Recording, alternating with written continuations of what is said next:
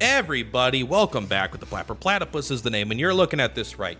7 wins, 1 loss, auto farming with a free-to-play team on NikoNana. We're gonna go ahead and give it a watch. Sorry, not Whitney, that's the wrong one. NikoNana here. So we're not quite on the Inferno difficulty yet. However, I am auto farming completely with a free-to-play team, and it's almost a 100% win rate. NikoNana is a really important boss to start farming because if you take a look here, this is the first one that will actually give you the mythic level of the shells, right? And don't get me wrong, Whitney dropped some really good shells, but if you want to start getting to that end game, like really powerful shells, that's going to be where you want to start getting here. And ideally go to Inferno, but Inferno you don't even unlock till level 50, right? So this is basically the highest level you could farm as you are going into the late game.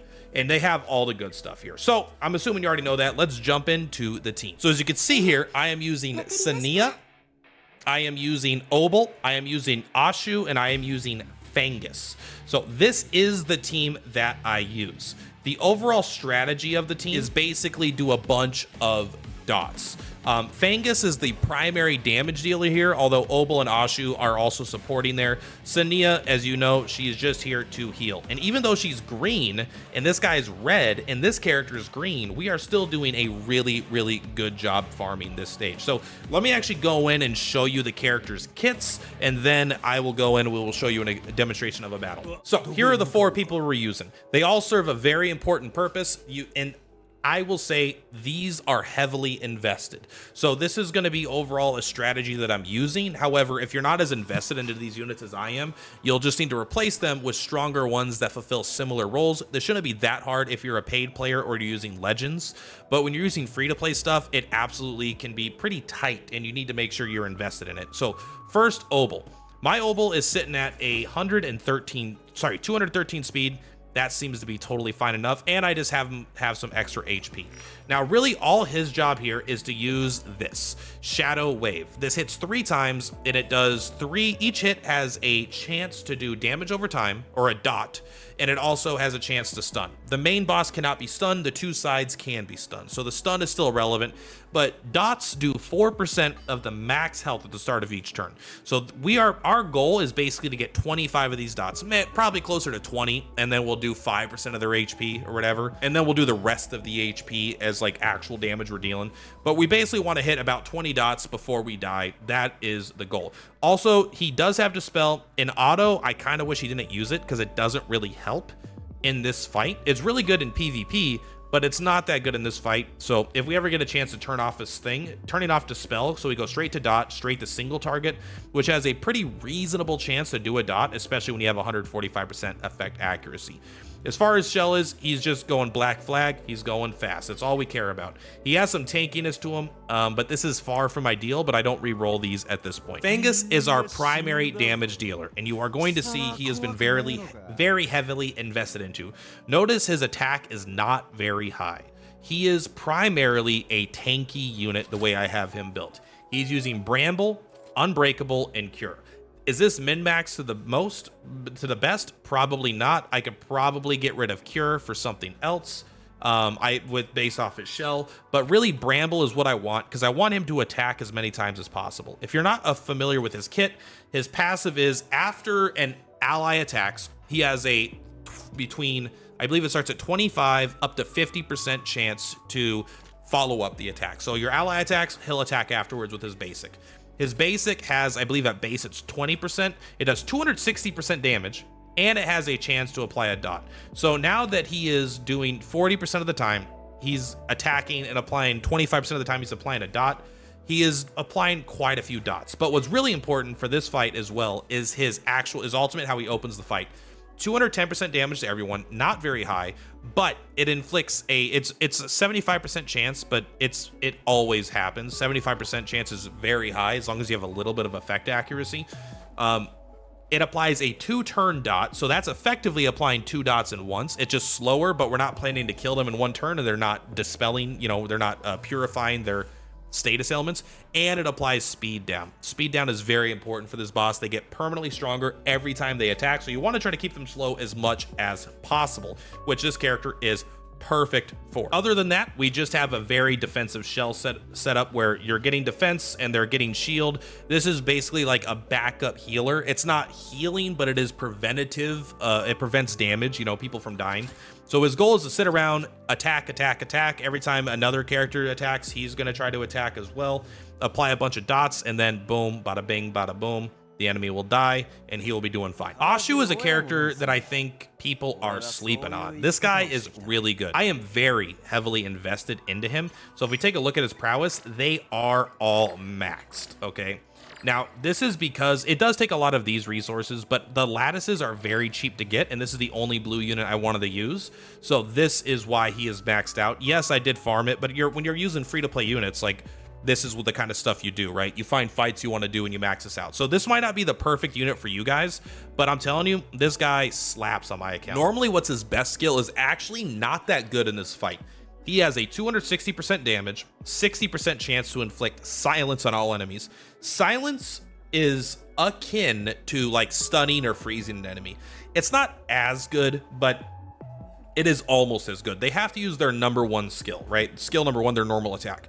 It affects some characters more than others, but this can absolutely shut down some stages. But it's not really good against specifically boss stages, but it is still good AoE damage. Like, it's very reasonable to hit everyone for 260%. So I do like this, and it's on a 3-turn cooldown, so it's kind of always up. This ability is very, very good in this mode. Every 3 turns, you do a 220% AoE, with a 75% chance of inflicting a 3-turn dot. That means if this hits and the dot lands, this is 12% of their max HP over the course of 3 actions, but that's 12% of a boss's HP with this one button click. That is really, really good if the enemy is not immune to dots. So this is actually massive. And honestly, his main attack skill is also very good. Piercing Barrage here. 3 hits of 70% damage. It's not like the most insane, because I actually think my guy's kind of slow right now. It scales off your speed. I don't like math. All right, he's at 181 speed, not very fast, so that will scale. He'll actually get 2.5% extra damage multiplier per 10 speed, but really, each hit has a 15% chance to inflict a 2-turn speed down.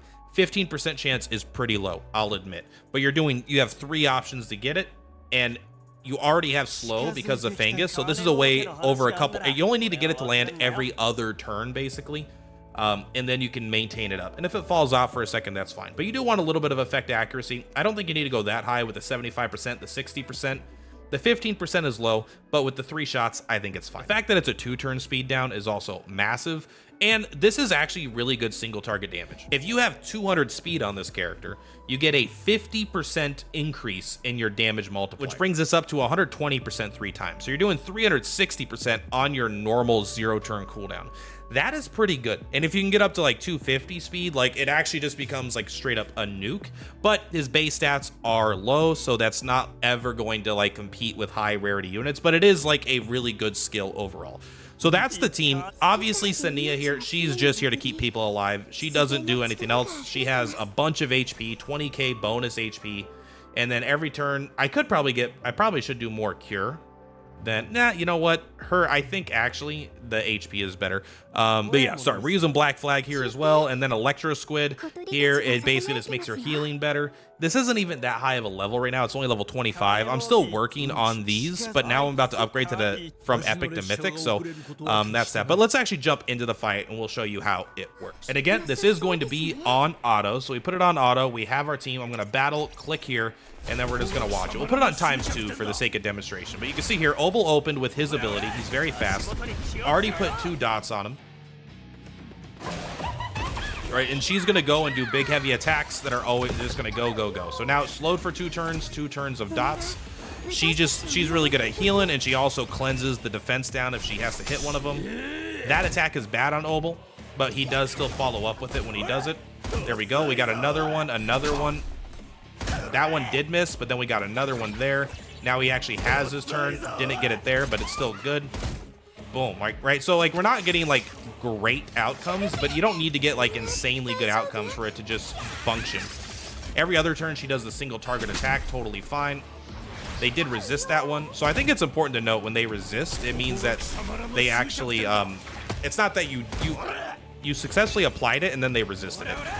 You can see here, right, we're just applying more dots. That's where most of our damage comes around. So you're going to see when the turn comes up that they actually take a bunch of damage. Boom, boom. Just going to keep doing that thing. She has a revive up again next turn. This character is getting a lot stronger, but we are pretty tanky at this point. Not crazy tanky, but we're reasonable. Get those dots going. Attack up. Boom. We get to slow them down. Get the dot. We get to revive. Bada bing. More dots. More dots. And you can see here, like, it's not going to be guaranteed. It's close. But that's how come we got it, like, 9 out of 10 times, right? Bada bing. And then you're going to go die. There we go. So you can see it's not like it's elegant, right? It wasn't like, wow, what a flawless victory. But when I did it 8 times, I won 7 out of those 8 times. So you're not guaranteed to do it, but this will become more guaranteed as I get a little bit more stuff. But yeah, I mean, that's the team, right? We're basically it's basically a dot team, but a free-to-play dot team. Most of the units that are good with dots are free-to-play. There's obviously Dark Sienna as well, instead of normal Sienna, but I think this team does its job. Free-to-play. Let's go. I'm not free to play. I'm using free to play units. I spent money to speed up how fast I could rank up free to play units. I know that's dumb, but guys, that's all for this one. Let me know if you were able to do this. How did you clear it? What units am I not using that maybe could make this even better? This feels like a pretty perfect team for this, but you never know. You could add characters that are faster. Right now, I don't have any way to speed up my team without using a legend of some kind. There's no one in the non-legends that have apply a speed up buff to your team, right? So that is something I've been thinking about maybe trying, but I don't see it available. Anyway, much love, Purplatypus is Purplatypus. I'll see you on the flip-flops. Bye! On the rise, watch the views go up.